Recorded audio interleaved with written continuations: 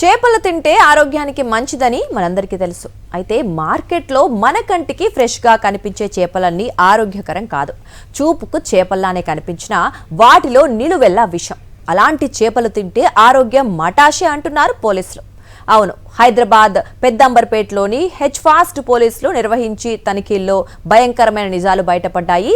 Chicken వ్యర్థాలతో చేపల్ని పెంచి వాటిని మార్కెట్లో విక్రయిస్తున్నారు ఏపీకి చెందిన కొందరు చేపల చెరువుల నిర్వాహకులు. ఇందుకోసం హైదరాబాద్ నుంచి నిత్యం వందల లారీ చికెన్ వ్యర్థాలు ఏపీలో పలు ప్రాంతాల్లోని చేపల చెరువులకు తరలివెళ్తున్నాయి.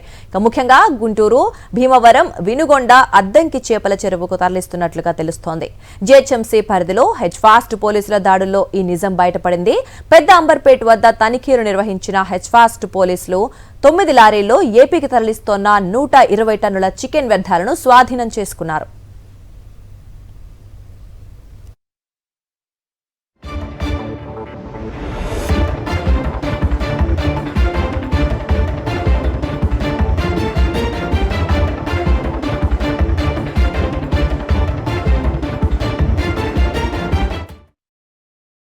మరిన్ని అప్డేట్స్ కోసం ఛానల్ ను సబ్స్క్రైబ్ చేయండి. నోటిఫికేషన్స్ కోసం బెల్ ఐకాన్ పై క్లిక్ చేయండి.